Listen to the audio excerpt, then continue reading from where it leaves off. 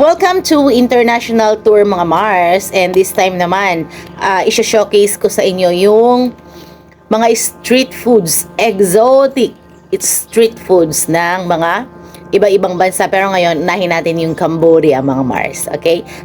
Medyo naano ako sa Cambodia so unahin natin yung exotic street food ng Cambodia. Samahan niyo ako mga Mars na i-explore ang kanilang exotic foods. Tingnan nyo yung ano nila. Ayan. Kung ano-anong mga street foods niluluto nila sa... Ano ba itong lutuan nila mga Mars? Kuryat Summit. Sino Ilocano ta? Kuryat.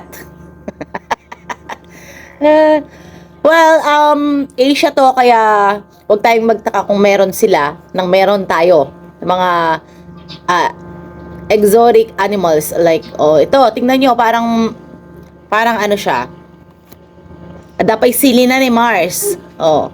May sili siya, meron siyang mga tawag ito, onions, di ba? Onion baboy. Hindi siya onion baboy, anak.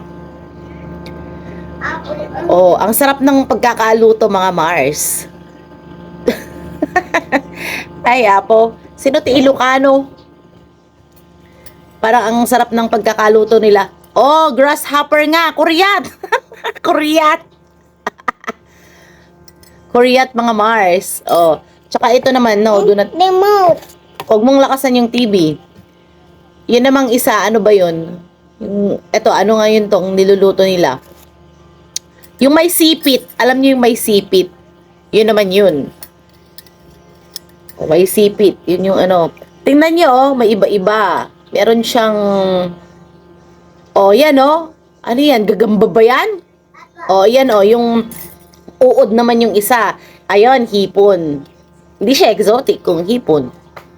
Ayan grasshopper, ipis. Ipis, Mars. Ipis. May ipis sila. Tsaka crabs. Ayun yung parang 1 day old sa atin. Pero may ipis yata sila. Oh my God, may ipis sila mga baras aray ko. Asan ipis? Hindi andun. Ayun ipis. Ipis nga.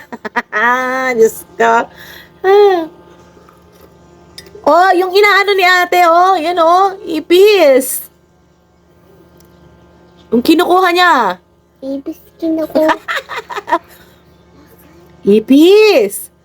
My God. Gumagalaw si Gado yan. Hindi anak, mukhang masarap yung pagkakaluto nila. Marami siyang spices mga Mars, maraming mga sili, ganyan. Pero ipis. Ipis. Cockroach in English. Ay nako. Well, sabi ko nga sa inyo, individual differences nga lang yan. Kanya-kanyang kultura. Kung ikaw ba kumakain ng ganyan, ipis. Pero Diyos ko Mars. Yan yung, alam niyo yung parang puting uod, yung tinakal nila. Yun. Abaling ti Ilocano. Hindi ko lang alam sa mga tawag sa ibang dito sa Pilipinas. Ayun ayun oy. Ano naman yung tinatakal niya? Grasshopper? Kuryat, wino grasshopper. Yun.